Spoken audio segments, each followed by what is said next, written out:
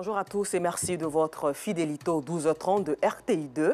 À la une de l'actualité, célébrée tous les 15 août, les chrétiens catholiques commémorent aujourd'hui l'Assomption, la montée de la Vierge Marie au ciel. Et puis à la pouponnière d'Adiaké, les religieuses se portent garant du bien-être et de l'épanouissement des enfants abandonnés. Nous le verrons dans notre dossier. Chaque 15 août, l'Église catholique célèbre la solennité de l'Assomption, l'élévation à la gloire au ciel de la Vierge Marie, la montée triomphale du corps et de l'âme de la Mère de Jésus. Cette grande fête a été précédée hier par une veillée dans des paroisses et tous les lieux de prière catholiques, notamment dans différents sanctuaires mariaux en Côte d'Ivoire. Au sanctuaire marial national d'Abidjan, à la cité Fermont d'Adjamé, la messe a été présidée par son éminence, le cardinal Jean-Pierre Coutois, archevêque métropolitain d'Abidjan, en présence de milliers de fidèles chrétiens catholiques. Dans son homélie, le prélat a donc invité les fidèles chrétiens à ne pas avoir peur d'affirmer leur foi comme Marie. Bonne fête d'Assomption aux chrétiens catholiques d'ici et d'ailleurs. Nous le disions en titre, elle se porte garant du bien-être et de l'épanouissement des enfants abandonnés. Les religieuses catholiques de la pouponnière des Anges d'Adiaké, qui ont tout abandonné pour honorer leurs vœux de bonté et d'aide aux plus faibles, malgré quelques difficultés, sont à l'œuvre dans ce dossier signé Joël Gossé, Kader Bachil et Bouraïma Guiré. Air frais, accueil chaleureux. Bienvenue à la pouponnière des Anges d'Adiaké. Construit aux abords de la lagune ébriée, ce cadre est un lieu adéquat pour ses occupants, tous âgés de 0 à 2 ans. Bâti sur une superficie de 3 hectares, cet établissement privé est dirigé par la sœur Jocelyne Acré. Elle est la directrice de ce centre depuis 3 ans. Les enfants qui sont dans notre structure nous viennent de différents horizons de la Côte d'Ivoire. Il y a les cas d'abandon, des enfants qu'on a retrouvés dans une poubelle, dans la forêt, devant un portail de part et d'autre. Et ces enfants-là peuvent être retrouvés par une tierce personne. Et quand nous les accueillons, nous faisons une déclaration à la police pour avoir un procès verbal. Pour la sœur Jocelyne, être au service des tout-petits, c'est se rapprocher de Dieu. Imaginez s'il n'y avait pas de centre d'accueil privé ou public pour accueillir tous ces enfants en situation difficile, que serait notre nation? En fait, c'est le don de soi, rempli d'amour, de joie. Et quand je parle de ça, c'est avec émotion, en fait. Cette pouponnière, créée en 1981, a une histoire. Nous sommes au Sud Komoué et dans cette région, au nom de la tradition, le 10e enfant était considéré comme un porte-malheur. Il fallait l'éliminer. Alors que nos sœurs missionnaires, les religieuses sont arrivées au Sud Komoué, ils ont constaté que le 10e enfant était rejeté, banni de la société ou voire même tué. Et c'est ce qui les a poussés à créer un centre pour récupérer tous ces 10e. Et la plupart, les premiers pensionnaires étaient des 10e. Beaucoup sont partis en adoption à l'étranger.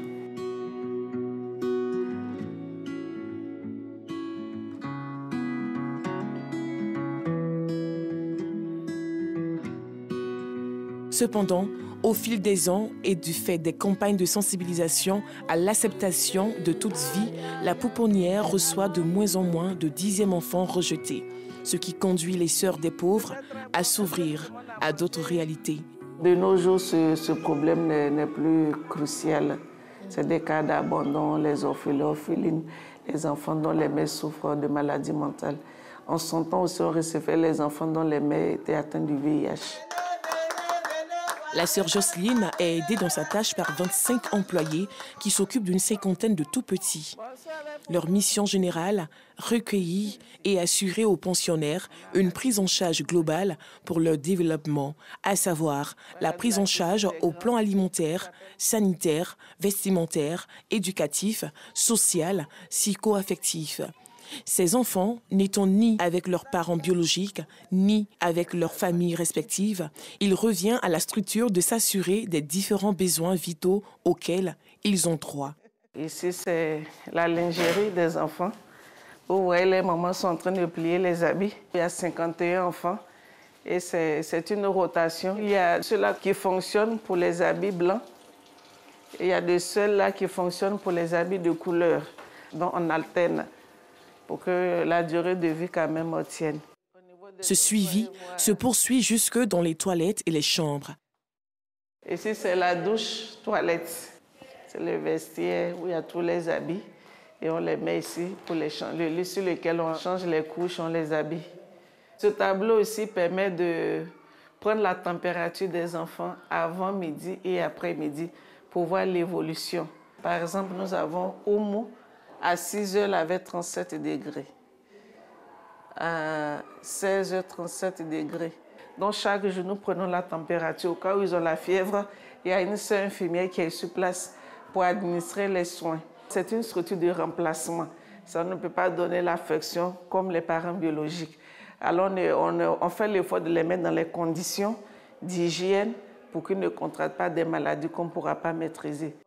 Dans le couloir, non loin des chambres, des voix attirent notre attention. Cette salle est consacrée aux nourrissons. Ici, c'est la salle polyvalente. Quand ils finissent de manger, ils viennent à peine de manger. Après, ils restent pour jouer. Il y a toutes sortes de jouets selon leur goût. Ils touchent, ils roulent, ils se promènent. Nous comptons au total 30 nourrissons et la sœur Jocelyne connaît tous les prénoms. Ce groupe que vous voyez ici, quand ils vont bien marcher, ils vont descendre, ils seront en bas. Et ceux qui sont là viennent et les nouveaux arrivent. Alors ici, nous avons bébé Abraham, Emmanuel, oui, Emmanuel Bonheur, Jocelyne, Jean-Emmanuel, Miracle, Rachid. Pour les cas d'abandon, c'est nous-mêmes qui donnons les prénoms, seulement le prénom, pas de nom. On fait un extrait blanc. Quand ils vont en adoption, les parents refont l'extrait, mettent le nom de famille et le prénom qu'ils veulent leur attribuer. Dans cette même salle, consacrée aux enfants-sons, se trouve la source d'inspiration de Jocelyne. Vous voyez un prêtre avec les enfants, les jeunes. C'est lui qui a fondé la congrégation des Sœurs des Pauvres. Il avait vraiment un amour pour les enfants en difficulté, les jeunes en détresse. Et c'est lui qui a fondé la congrégation, c'est venu en Afrique et nous continuons l'œuvre qu'il a laissée. Ça nous inspire.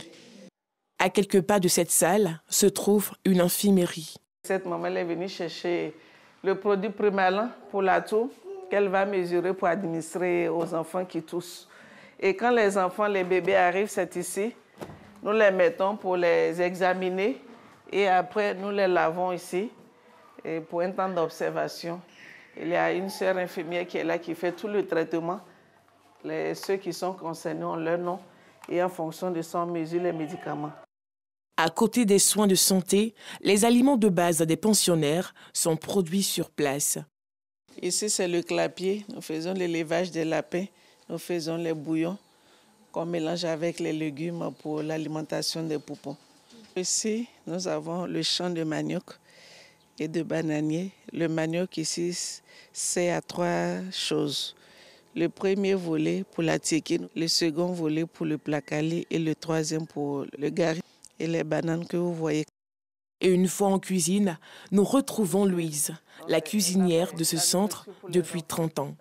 Qu'est-ce qui t'a motivé à venir travailler avec les enfants, les bébés? Parce que j'aime les enfants. C'est ça, je suis restée avec les enfants. Dans cette cuisine, tout est fait avec beaucoup d'attention. Puisqu'ils sont des êtres fragiles, alors nous filtrons l'eau comme ça. Parce que parfois, il y a des produits qu'on met dans l'eau, il y a des débris qui restent. Entretien corporel, alimentation, scolarisation, soins médicaux. Où ce centre trouve-t-il des ressources additionnelles pour son fonctionnement? La pouponnière fonctionne sur fonds propres parce qu'elle est gérée par la congrégation des Sœurs des Pauvres. Et aussi le député Meyincier nous donne vraiment énormément un coup de main. Et le don des uns et des autres, les bienfaiteurs, bienfaitrices, les amis, tous ceux qui sont sensibles à la chose, c'est tous ces dons-là que nous mettons ensemble pour la prise en charge médicale, sanitaire, alimentaire des pensionnaires. L'État de Côte d'Ivoire prend en charge l'eau et l'électricité. Et justement, parlant de dons, André et Germaine sont des habitués de ce centre. Avec eux, un carton destiné aux pensionnaires. Il faut aimer les enfants comme la parole de Dieu nous enseigne. Et vu cet état de fête, nous avions décidé, ma chérie et moi, de faire des dons, si Dieu nous permet, et chaque fin du mois. L'adoption est possible dans ce centre. Les parents qui sentent le besoin d'adopter, eux, vont à la CACI. C'est la CACI qui se charge de leur donner toutes les informations, les dossiers à fournir. Alors la CACI siège avec Madame la ministre Nassineba Touré. Ils forment une commission qui siège, je crois, 3 à 4 fois par an. Et ils décident à qui attribuer les enfants selon la demande qui a été faite. Mais tout ne se passe pas comme le souhaitent ses responsables.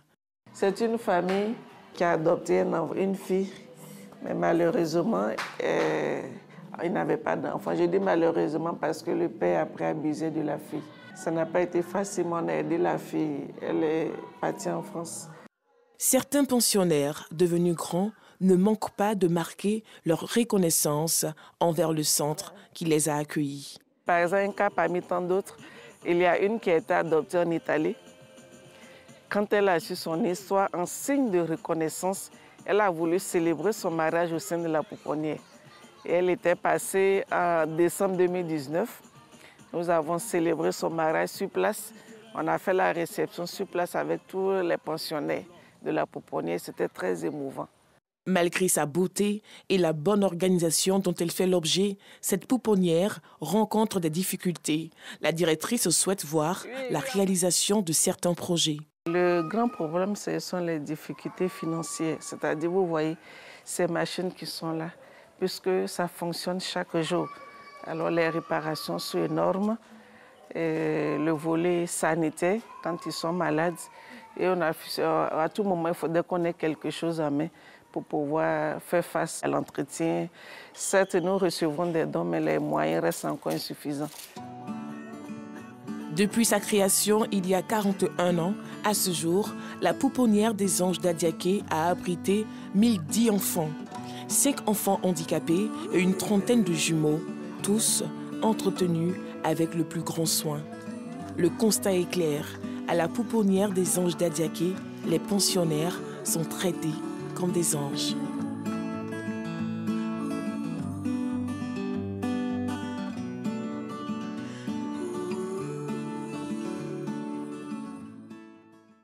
Toujours en religion, la Ligue des établissements confessionnels islamiques et maire de Sasse en Côte d'Ivoire reprend ses activités après plusieurs mois d'absence. L'information a été donnée récemment au cours d'une conférence de presse dans les locaux de l'organisation à Bobo PK18, comme le signifie ici Georgette Ido Fofana. La LESIM, Ligue des établissements confessionnels islamiques et Medassa en Côte d'Ivoire, annonce la reprise de ses activités au sein de la plateforme des structures islamiques d'éducation. Le point de presse de ce jour a pour objet de porter à la connaissance de la communauté nationale et internationale, des partenaires au développement, UNICEF, Union européenne et autres, des autorités du ministère de l'Éducation nationale, au premier chef, Madame le ministre de l'Éducation nationale, des organisations islamiques d'éducation, des promoteurs des écoles islamiques et plus largement à l'endroit de tous les acteurs des structures islamiques d'éducation, de la levée du mot d'ordre de suspension de la participation de la LESIM aux activités de la plateforme des structures islamiques d'éducation.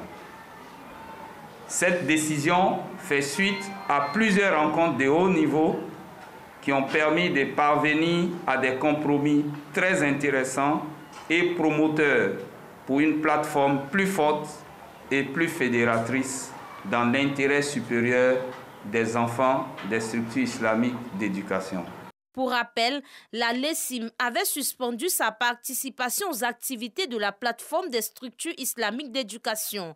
Cette reprise intervient suite à la médiation du ministère de l'Éducation nationale et de l'alphabétisation et de celle des guides religieux de la communauté au plus haut niveau. La LESIM œuvre, entre autres, dans le domaine de l'éducation islamique, le bien-être et l'épanouissement socio-culturel des enseignants et des élèves musulmans. Et puis, hors de nos frontières, en Birmanie, pour finir ce journal, l'ex-dirigeante birmane Aung San Suu Kyi, déjà condamnée à 11 ans de prison, a écopé ce lundi d'une peine supplémentaire de 6 ans de détention pour corruption. Encore merci à vous. Je vous donne rendez-vous demain 12h30 sur RTI2.